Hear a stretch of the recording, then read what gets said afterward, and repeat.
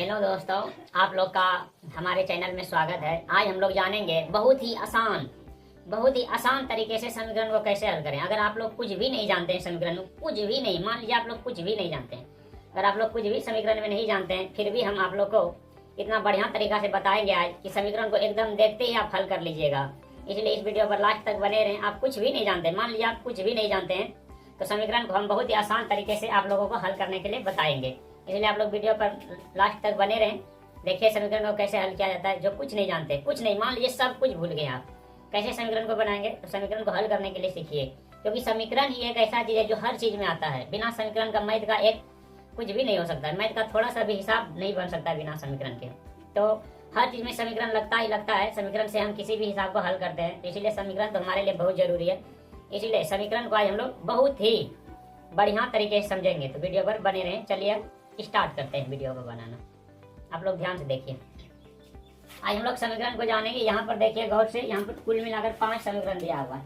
1 2 3 4 5। इन पांचों समीकरण को हम लोग बढ़िया से आज सीखेंगे हल करने के लिए। इन पांचों समीकरण को कैसे हम लोग हल करेंगे। तो समीकरण को हल करने के लिए पहले समीकरण को ध्यान से देखना पड़ता है कि समीकरण में हो क्या रहा है, क्या क्या दिया हुआ है। तो पहला समीकरण हम लोग देखते हैं। यहाँ पे पहला समीकरण मैं यहाँ पे लिखता हूँ। यहाँ पे 2x + 3 बराबर 8। 2x + 3 बराबर यहाँ पे 8 दिया। देख लीजिए आप लोग ध्यान से। इन समीकरण को जब हम लोग ध्यान से देखेंगे तो इसमें 3 चीज है। एक तो 2x है, बीच में प्लस है, फिर 3 है, बराबर में 8 है। तो इसको हल करने क्या मतलब होता है।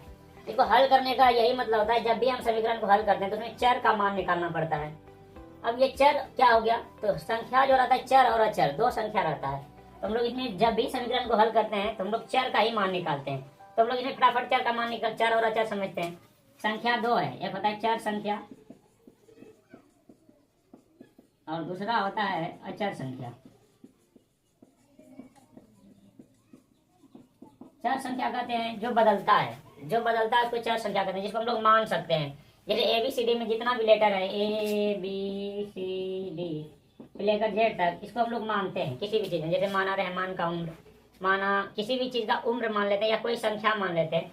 तो ये बदलते रहता है, ये बदलते, ये स्थिर नहीं रहता। इसको कुछ भी मान सकते हैं हम लोग।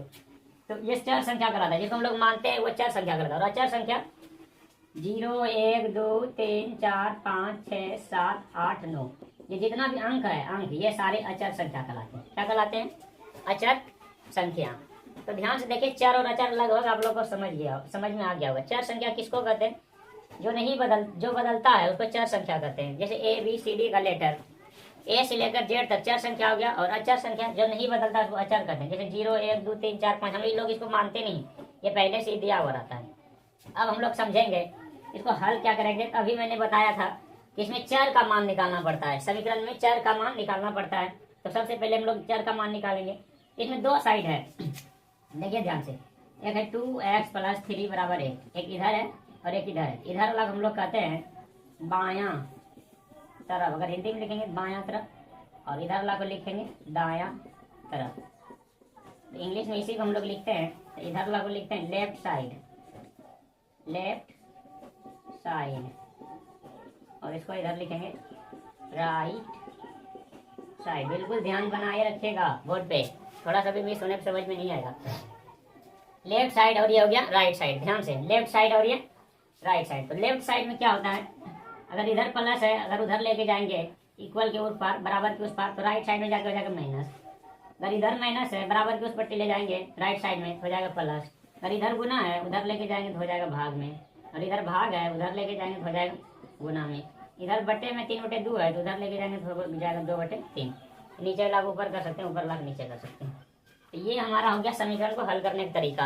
अब इसकी मदद से हम लोग ध्यान से समझ लेते हैं समीकरण को हल कैसे करेंगे। जैसे पहला है 2x + 3। अब हम लोग को इसमें क्या निकालना पड़ता है, चर का मान निकालना पड़ता है समीकरण में। तो 2x बराबर, अब इसमें 2 चीज है, एक जाति जाति इसमें देखना पड़ता है। मेरे 3 और 3, ये दोनों अचर है, ये भी अचर है, ये भी अचर। अचर तो यहाँ भी है, लेकिन इसके साथ चर लगा हुआ है। इसके बीच में अगर कोई चिन्ह नहीं है तो गुना का चिन्ह है। तो ये +3 है, अगर इसको उधर भेज देंगे तो हो जाएगा -3।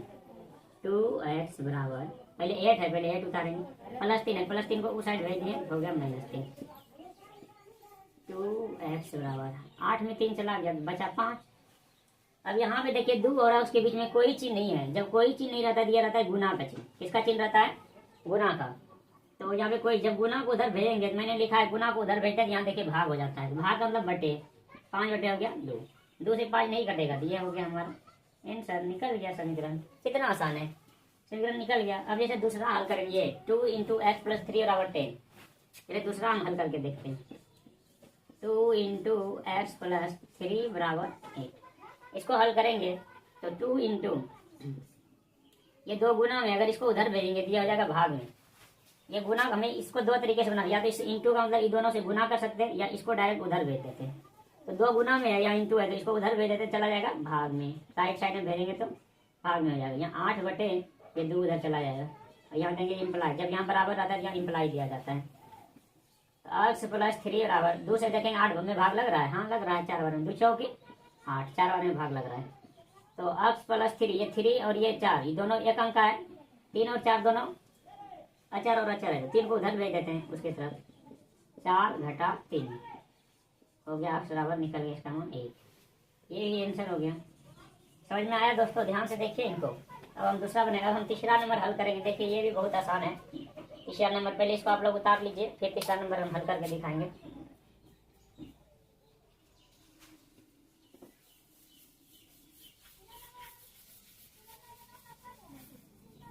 तीसरा नंबर देखिए हल करके। तीसरा नंबर में है 4x / 5 = 4/5। इसको हल करना है।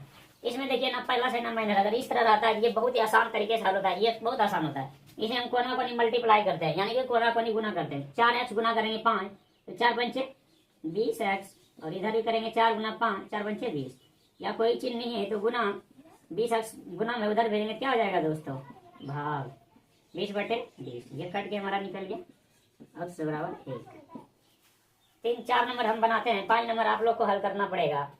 4 नंबर हम आप लोग के लिए छोड़ देते हैं, 5 नंबर हम हल करके दिखाते हैं। 4 नंबर आप लोग हमको हल करके कमेंट में आंसर बताइएगा कि 4 नंबर का कितना आंसर निकला। कमेंट में आप लोग जरूर आंसर बताइएगा 4 नंबर हल करके। तो मैं 5 नंबर यहाँ पे बताता हूँ, 4 नंबर आप लोग के लिए छोड़ रहा हूँ मैं। 4 नंबर आप लोग हल करके मुझे बताइएगा। मैं यहाँ पे 5 नंबर हल कर रहा हूँ, ध्यान से देखिएगा।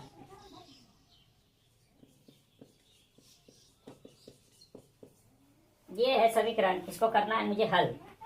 इसको कैसे हल करेंगे? यहाँ देखिए, जिस तरह आप लोग भिन्न का जोड़ बनाते हैं, इसको भिन्न का जोड़ की तरह हल करेंगे, बनाएंगे। 5 और 2 का क्या करेंगे? लघुत्तम निकालेंगे। 5 और 2 का लघुत्तम।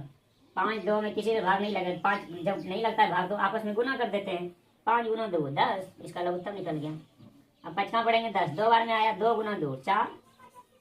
यहाँ 2 को पढ़ेंगे 10 का बार में, 5 बार में, 5 × x 5x बराबर 4/2। अब कोना कोनी हम लोग क्या करेंगे? जैसे यहाँ पे कोना कोनी गुना किया था, अब यहाँ पे कोना कोना गुना ही कर सकते हैं, कोना कोनी।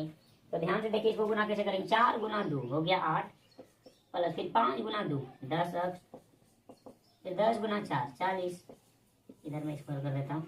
अब ये अचर है, ये अचर है, इस अचर को उस पार में हम लोग भेज देंगे। ये प्लस में उधर जाएगा तो माइनस।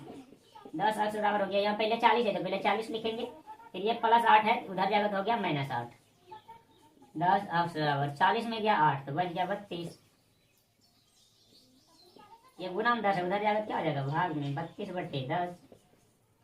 x बराबर 32 में 10 से भाग दीजिए। अगर नहीं कट रहा है तो हम लोग दूसरे को कटा देंगे। ये 16 बार में कट जाएगा, ये 5 बार में कट जाएगा, हो गया 16/5। अब नहीं कटेगा, ये हो गया हमारा आंसर। तो देखिए दोस्तों, कितना आसान तरीके से हम लोग ने समीकरण को हल कर लिया। अगर आप लोग को समझ में आया तो जरूर बताइएगा। अगर अच्छा आप लोग को वीडियो लगा, अगर जो चीज़ नहीं समझ में आया तो आप लोग फिर से कमेंट करके बताइएगा कि समझ में नहीं आया। मैं कोशिश करूँगा इससे भी अच्छे तरीके से आप लोगों को समझाने के लिए, क्योंकि मैं अभी तो चैनल पर नया हूँ, तो इसीलिए कुछ त्रुटि हो सकती है बोलने में और समझाने में। अगर कोई भी त्रुटि हुआ हो या नहीं समझ में आया होगा तो आप लोग बताइएगा, हम इसको जरूर फिर से और बढ़िया तरीके से और नया से नया शानदार लेकर आएंगे। अगर आप लोग को और किसी चीज़ में प्रॉब्लम होता है, वर्ग वर्गमूल घटा जोड़ या अन्य किसी भी चीज़ में, मैथ में जिस भी चीज़ में प्रॉब्लम होता है, तो आप हमें जरूर बताइएगा अपना दोस्त समझकर। हम फिर से आपको नया वीडियो बनाकर उसके बारे में विस्तार से समझाने का कोशिश करेंगे। जय हिंद। अब आपसे हम विदा लेते हैं। ये जो बनाने दिया है 4 नंबर, ये जरूर बनाइएगा और बना के हमको बताइएगा इसका आंसर कितना आया। जय हिंद।